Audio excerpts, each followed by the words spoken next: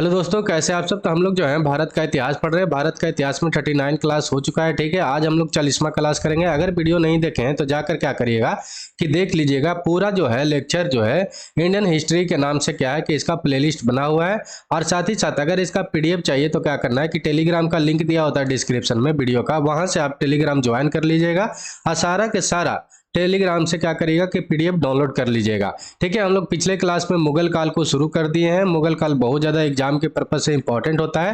कोई भी एग्जाम देते हैं मुगल काल से हमेशा सवाल बनते रहते हैं। हम लोग को बाबर की जानकारी ले लिए थे और पानीपत का प्रथम युद्ध देख लिए थे। आज फिर से थोड़ा सा पानीपत का प्रथम युद्ध को देख लेंगे, ताकि क्या होगा कि एक सीक्वेंस बन जाएगा। हम लोग जानते हैं कि ये जो बाबर था 4 युद्ध लड़ा था और 4 युद्ध लड़ने के बाद उसका क्या हो गया था कि मृत्यु हो गया था। ये सब तो हम लोग जानते हैं। तो आज हम लोग चारों लड़ाई देख लेंगे। कौन कौन लड़ा था, तो पानीपत का प्रथम युद्ध लड़ा था, खानवा का युद्ध लड़ा था, चंदेरी का युद्ध लड़ा था और फिर कौन सा लड़ा था एक लास्ट वाला घाघरा का युद्ध। चारों को देखकर क्या करेंगे कि ये भारत में आया तो इसका महत्व क्या हुआ, भारत आने से इससे भारत को क्या फायदा हुआ, ये सब हम लोग देख लेंगे। ठीक है, तो चलिए आज का क्लास हम लोग शुरू करते हैं। वीडियो अच्छा लगेगा तो लाइक करिएगा, कमेंट करके, शेयर करके, सब्सक्राइब करके बेल आइकन को दबा दीजिएगा, ताकि आपके पास नोटिफिकेशन टाइम टू टाइम पहुंचता रहे।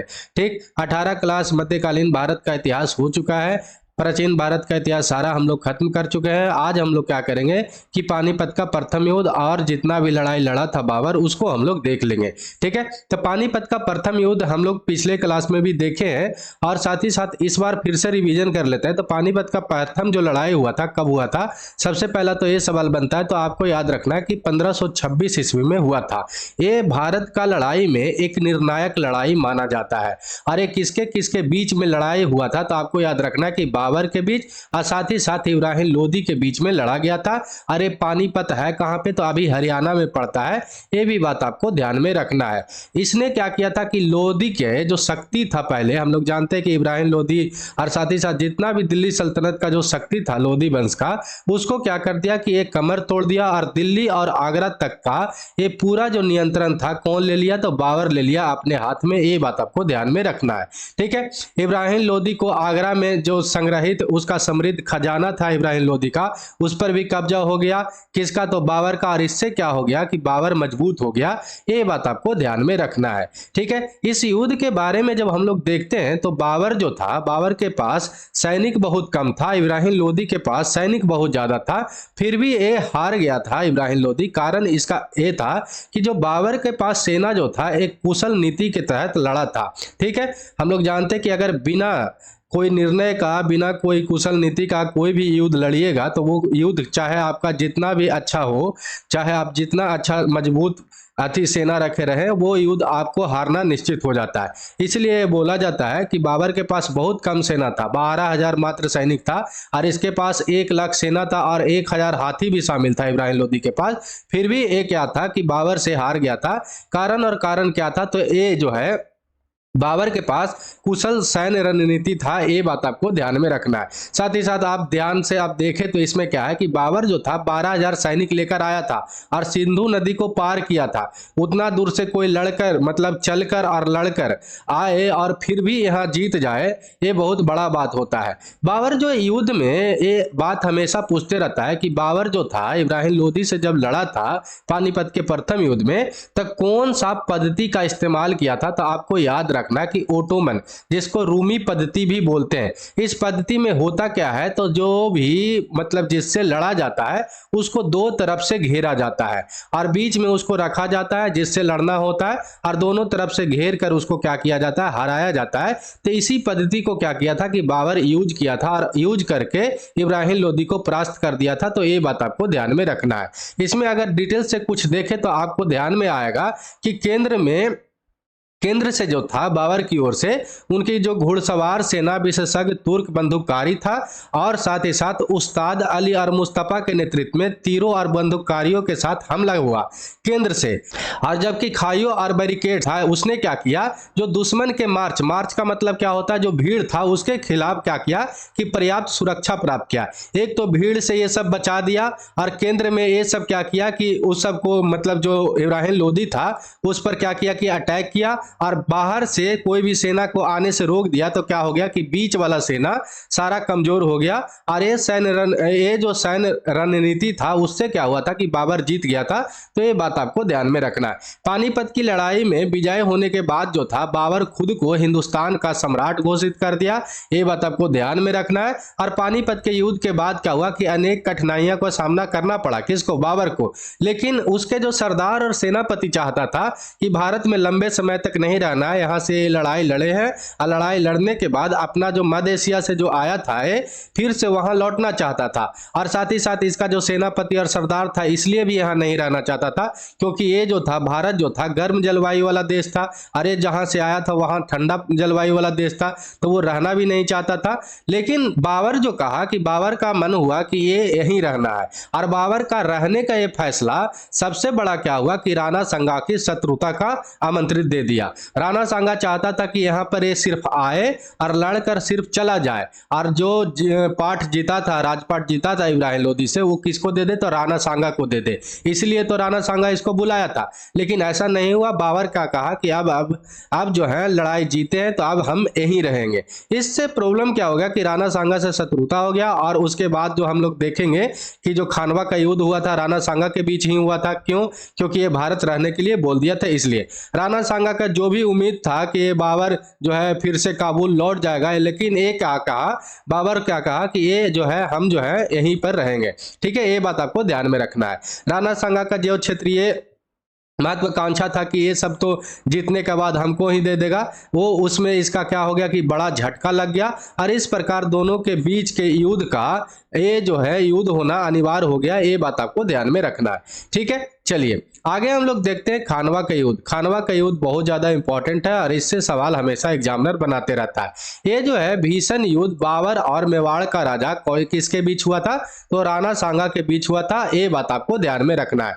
मेवाड़ का जो राजा था राणा सांगा, उसका बहुत सारा आदमी सपोर्ट किया था बाबर के खिलाफ, लेकिन फिर भी बाबर जीत गया था। ये बात आपको ध्यान में रखना है। तो सबसे पहले याद क्या रखना कि खानवा का युद्ध हुआ कब था? तो 1527 ईस्वी में हुआ था। और ये हुआ कहां पे था? तो फतेहपुर सिकरी के निकट हुआ था। ये फतेहपुर सिकरी है जो खानवा है अभी कहां पे पड़ता है? तो उत्तर प्रदेश में पड़ता है। ये भी बात आपको ध्यान में रखना है। ठीक है, इब्राहिम लोदी के जो छोटा भाई था महमूद लोदी, और कहीं कहीं पर मोहम्मद लोदी लिखा रहेगा तो उससे टेंशन नहीं लेना है। जो मोहम्मद लोदी था, महमूद लोदी था, उसके सहित अफगानों ने राणा सांगा का सपोर्ट किया। फिर भी क्या हुआ कि राणा सांगा जो था हार गया था। ये बात आपको ध्यान में रखना है। साथ ही साथ राणा सांगा को और सपोर्ट कौन कौन किया था? तो आपको याद रखना है कि राजपूत सरदारों का भी समर्थन मिला, जिनमें कौन कौन था? तो मालवा के चंदेरी का राजा जो था मेदिनी राय, और मेवात के हेसान खान, साथ ही साथ जलौर, डूंगरपुर, अंबर और सिरोही के राजपूत भी क्या किए कि राणा सांगा का सपोर्ट किया। फिर भी क्या हुआ था कि खानवा का युद्ध में कौन जीता था? तो आपको याद रखना कि बाबर जीत गया था। हम लोग जानते हैं कि बाबर का युद्ध लड़ने का तरीका बहुत अच्छा था।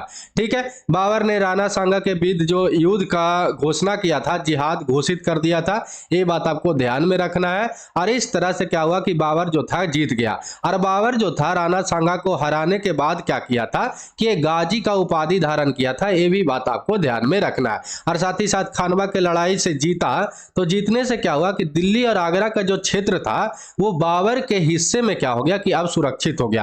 पहले क्या था कि जो इब्राहिम लोदी को हराया था तो इसको लग रहा था, बाबर को भी तो लगता ही होगा कि राणा सांगा को देना है, लेकिन अब राणा सांगा को भी हरा दिया जो राणा सांगा हिस्सेदार होता था।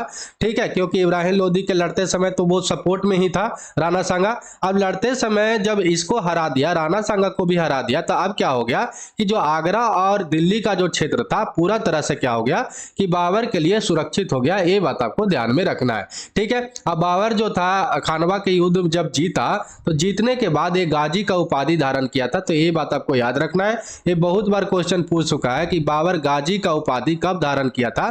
तो आपको याद रखना है कि खानवा का जब युद्ध जीता था, खानवा के युद्ध के बाद ठीक है क्या किया था कि उपाधि धारण किया था गाजी का। ये बात आपको ध्यान में रखना।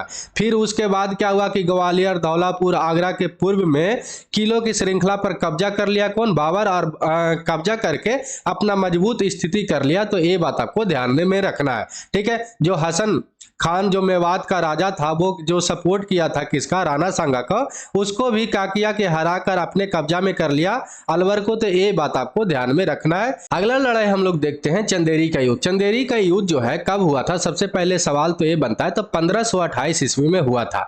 ठीक है, बाबर ने क्या किया कि जो मालवा का जो क्षेत्र पड़ता है, मालवा अभी कहाँ पे पड़ता है तो मध्य प्रदेश में पड़ता है, मालवा का जो क्षेत्र है वहां पे जो चंदेरी है, वहां का जो मेदिनी राय है उसके विरुद्ध युद्ध अभियान नेतृत्व किया। कौन किया तो बाबर किया।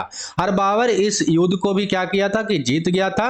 ये बात आपको ध्यान में रखना है। चंदेरी पर आसानी से कब्जा कर लिया। यही जो था क्या किया था कि राणा सांगा को सपोर्ट किया था, इस पर भी क्या कर लिया। जब राणा सांगा ही हार गया तो ये मेदिनी राय क्या था इसके लिए, इसको भी हरा दिया। और हराने के बाद इस हार के साथ क्या हुआ कि राजपूताना भर में प्रतिरोध पूरी तरह से बिखर गया। ये बात आपको ध्यान में रखना है। जब सारा जो मेन राजपूताना जो राजा था वो हार ही गया, तब जितना भी प्रतिरोध था वो क्या हो गया कि बिखर गया। ये बात आपको ध्यान में रखना है। पूर्वी उत्तर प्रदेश में जो अफगानों की बढ़ती गतिविधियों के कारण क्या हुआ कि बाबर को थोड़ा अपने अभियानों में कटौती करना पड़ा। हम लोग जानते हैं और पढ़ेंगे भी कि जो शेरशाह सूरी थे, शेरशाह सूरी बिहार में जो थे वो क्या किए थे, और बिहार और यूपी जो पूरब वाला क्षेत्र है उससे सटे हुए पर राज करता था। तो इसके जो अफगान का गतिविधि था वो बढ़ रहा था। अब बढ़ने के कारण क्या हुआ कि जो बाबर का जो अपना अभियान का कटौती को करना पड़ा। ये बात आपको ध्यान में रखना है, क्योंकि यहाँ पर रुकना भी बहुत जरूरी है। क्यों, क्योंकि ये आया था तो कम ही सेना लेके ना, और अफगान जो था एक तरह से बहुत ज्यादा यहाँ पे मजबूत था, इसलिए बाबर को क्या करना पड़ा था तो कटौती भी करना पड़ा था। हम लोग आगे जब पढ़ेंगे, जब ये मर गया था बाबर और उसके बाद जब हिमायू जो राजा बना था उसको भगा भी कौन दिया था, ये शेरशाह सूरी। तब आप देखिएगा अफगान यहाँ पे मजबूत था तभी तो भगाया होगा ना। ये बात आपको ध्यान में रखना है। ठीक है, चलिए आगे हम लोग चौथा जो युद्ध पढ़ लेते हैं, घाघरा का युद्ध पढ़ लेते हैं। घाघरा के युद्ध के साथ ही क्या हो गया था कि ये 4 युद्ध लड़ा था, और चारों युद्ध जो था एक यही युद्ध को छोड़कर, मतलब घाघरा के युद्ध को ही छोड़कर घाघरा का युद्ध जो था अनिर्णायक रह गया था। इसमें कोई निर्णय नहीं निकला था। बाकी तीनों युद्ध को क्या कर लिया था तो जीत लिया था, और इसमें भी लगभग ये जीत ही गया था। ये भी बात आपको ध्यान में रखना है। ये घाघरा जो है कहाँ पर पड़ता है तो आपको याद रखना है, बिहार में एक नदी है उसी के निकट एक फील्ड है, मतलब जगह है, मैदान है, उसी में ये युद्ध हुआ था। अरे कब हुआ था तो 1529 ईस्वी में हुआ था। ये बात आपको ध्यान में रखना है। यह युद्ध के बिहार के निकट जो है बाबर और अफगानों के बीच में हुआ था। और अफगान को साथ ही साथ क्या किया था कि नुसरत शाह जो बंगाल के शासक था वो क्या किया था, सपोर्ट भी किया था। ये बात आपको ध्यान में रखना है। अफगानों के बीच और बाबर के बीच में लड़ा गया। अफगानों ने इब्राहिम लोदी के जो छोटे भाई मोहम्मद लोदी जो था उसके नेतृत्व में लड़ा, और साथ ही साथ नुसरत शाह जो था बंगाल के शासक मोहम्मद लोदी को क्या किया था, सपोर्ट किया था। ये बात आपको ध्यान में रखना है। घाघरा नदी को पार करते समय बाबर को अफगानों और नुसरत शाह जो था बंगाल के शासक जो था उससे संयुक्त सेना से क्या किया करना पड़ा, तो इसको सामना करना पड़ा। ये बात आपको ध्यान में रखना है। हालांकि बाबर ने नदी पार की और अफगानों और बंगाल की जो सेना था उसको पीछे हटने से मजबूर कर दिया था, लेकिन ये जो था निर्णायक जीत नहीं हुआ था, इसमें कोई निर्णय नहीं निकला था। ये बात आपको ध्यान में रखना है। ठीक है, हमेशा। ठीक है, इसके तुरंत बाद क्या हुआ कि बाबर का मृत्यु हो गया था 1530 ईस्वी में। 47 वर्ष के उम्र में ही इसका मृत्यु हो गया था। काबुल जा रहा था, जो अभी काबुल कहाँ पे पड़ता है तो आपको याद रखना, अफगानिस्तान में, वहां जा रहा था। तो आगरा में उसी समय क्या हो गया, इसका मृत्यु हो गया, और आगरा में आराम बाग में इसको दफनाया गया, और बाद में इसके शव को कहाँ पर ले गया, काबुल ले गया।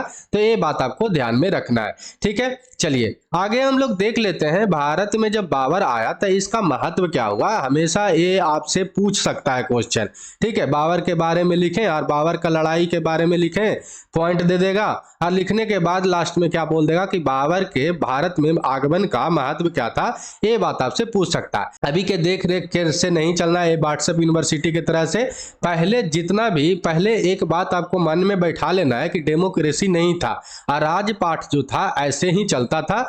जो लड़ा जो जीता वही जीत कर क्या करता था, अपना शासन करने लगता था। उसमें बाबर आया तो बाबर आने से क्या हो गया कि भारत पर बार बार क्या होता था कि बाहर से लोग आक्रमण करता था, और इसको आने से क्या हुआ था कि 200 वर्षों तक जितना भी इसका उत्तराधिकारी रहा मुगल वंश का, और साथ ही साथ इसका ये जो बाबर था, बाबर आने के बाद क्या हुआ कि जो भी बाहरी आक्रमणकारी था वो रुक गया, ठहर गया। हम लोग पीछे भी देखे थे कि बहुत सारा क्या होता था कि राजा और आक्रमणकारी आता था और यहाँ से लूट कर धन लेकर चला जाता था। लेकिन जब बाबर और उसके उत्तराधिकारी यहाँ पर आया और लगभग 200 वर्षों तक रहा, तो रहने के बाद क्या हुआ कि भारत पर आक्रमणकारियों से ये बचा कर रखा लगभग 200 वर्षों तक। ठीक है, उसके बाद जब पुर्तगाल और ये सब आने लगा तो धीरे धीरे क्या होने लगा कि आक्रमण होने लगा। ये जो बाबर जो था काबुल और कंधार पर क्या कर लिया था कि नियंत्रण कर लिया था। और नियंत्रण करने के बाद क्या हुआ कि ट्रांस एशियाई जो विदेशी व्यापार को भी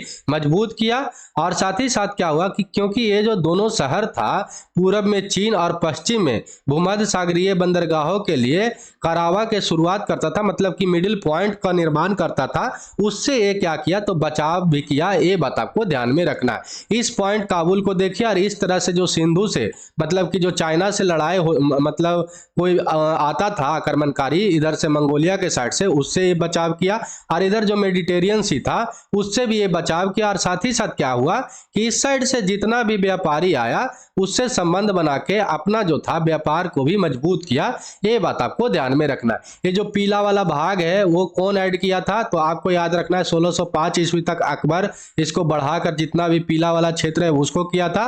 और औरंगजेब क्या कर दिया था कि इसको ऐड कर दिया था पूरा। अरे देखिए तो एक अखिल भारत मतलब कि पूरे भारत पर मुगल साम्राज्य का क्या हो गया था कि अधिपत्य हो गया था। मुगल को आने से क्या हुआ कि हम लोग देखते हैं पहले क्या था कि छोटा छोटा राजवाड़ा था, छोटा छोटा राजा था और छोटा छोटा टुकड़ा में बटा हुआ था। ठीक उसी तरीका से जो अशोक किया था उस तरह से क्या कर दिया था कि ये पूरा भारत को एक जगह पे ला दिया था फिर से।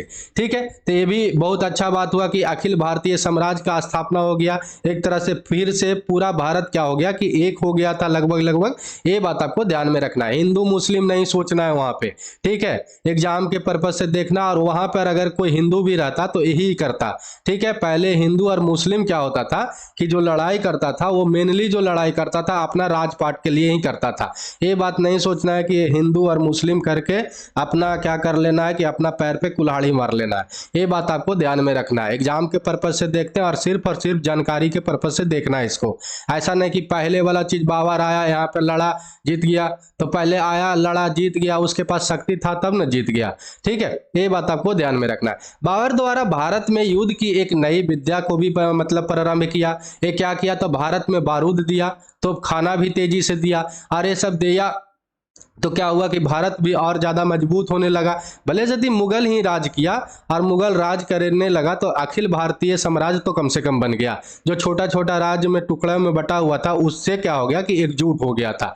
ठीक है, और साथ ही साथ उन्होंने जो दिल्ली के ताज की प्रतिष्ठा को फिर से स्थापित किया, जो फिरोज शाह तुगलक के मृत्यु के बाद जो खत्म हो गया था, बाबर फिर से उसको क्या कर दिया, एक तरह से मुगलों ने इसको क्या किया कि फिर से इकट्ठा किया। ये बात आपको ध्यान में रखना है। वो अपने सैनिकों की कठिनाइयों को साझा करने के लिए सदैव तैयार रहता था। कौन तो बाबर। ये बात आपको ध्यान में रखना है। ये सुन्नी एक रूढ़िवादी था। रूढ़िवादी का मतलब क्या होता है कि अपने जो पारंपरिक जो प्रथा है उसको हमेशा मानने वाला। ठीक है, जैसे कि पहले वाला आदमी अभी भी सोचता है कि मेरा बेटा जो है अभी भी वैसे ही काम करे। ठीक है, ये रूढ़िवादी तो था जो पहले के नियम को मानता था, इसके बावजूद एक कट्टर नहीं था। ठीक है, और साथ ही साथ कोई भी धार्मिक विभाजन से प्रेरित नहीं था। ये भी बात आपको ध्यान में रखना है। ठीक है, इसी कारण तो ये क्या हुआ था कि जीता। ठीक, और साथ ही साथ आगे जब देखते हैं तो क्या है कि ये सवाल हमेशा बनते रहता है कि किसका अनुयायी था। ये हमेशा सवाल बन जाता है कि बाबर किसका अनुयायी था। तो आपको याद रखना है कि एक सूफी संत थे, कौन तक ख्वाजा उबैदुल्लाह अहरार, इसका क्या थे तो अनुयायी था कौन तो बाबर। ये बात आपको ध्यान में रखना है। ठीक है, चलिए आगे जब हम लोग देखते हैं तो क्या है कि ये फारसी और अरबी का अच्छा जानकार था। अच्छा जानकार व्यक्ति था किसमें तो फारसी और अरबी में। ये बात आपको ध्यान में रखना है। अपना खुद का संस्मरण जो लिखा था अपना मातृभाषा तुजुब ए बाबुरी और बाबरनामा के नाम से भी प्रसिद्ध है। ये किस भाषा में लिखा था तो तुर्की में लिखा था। और उनके और जो बाबर जो था अपने काम में एक मसनबी भी शामिल किया था, तो ये बात आपको ध्यान में रखना है। बाबर जो था एक प्रकृतवादी था, मतलब कि नेचर को बचाने वाला व्यक्ति माना जाता है। और साथ ही साथ ये क्या किया था कि भारत में वनस्पतियों और जीवों का भी वर्णन किया है, भारत का वनस्पतियों और जीवों का भी ये वर्णन किया है अपने बुक में, तो ये बात आपको ध्यान में रखना है, ठीक है। और साथ ही साथ इसी ने क्या किया था कि जो अभी उद्यान लगाते हैं, अभी पार्क जो लगाते हैं, जू जो लगाते हैं, यही जो है औपचारिक रूप से बनवाना शुरू किया था, जिससे उद्यान बनाने की परंपरा भी भारत में स्थापित हुआ। तो ये बात आपको ध्यान में रखना है, ठीक है। ये सब याद रखना है एग्जाम के पर्पज से, अपना कट्टरता को दूर रखना है, एग्जाम में शामिल नहीं करना है, चाहे हिंदू रहे चाहे तो मुस्लिम रहे, ठीक है। ये सब एग्जाम में नहीं सोचना है, ठीक। चलिए, तो आज के लिए इतना ही। आगे जो है हम लोग क्या करेंगे कि जितना जल्दी हो सके अब हिस्ट्री को, क्लास को खत्म कर लेना है, ठीक है। तो चलिए आज के लिए इतना ही। वीडियो अच्छा लगा हो तो लाइक करिएगा, कमेंट करके, शेयर करके, सब्सक्राइब करके बेल आइकन दबा दीजिएगा। तो जय हिंद, जय भारत।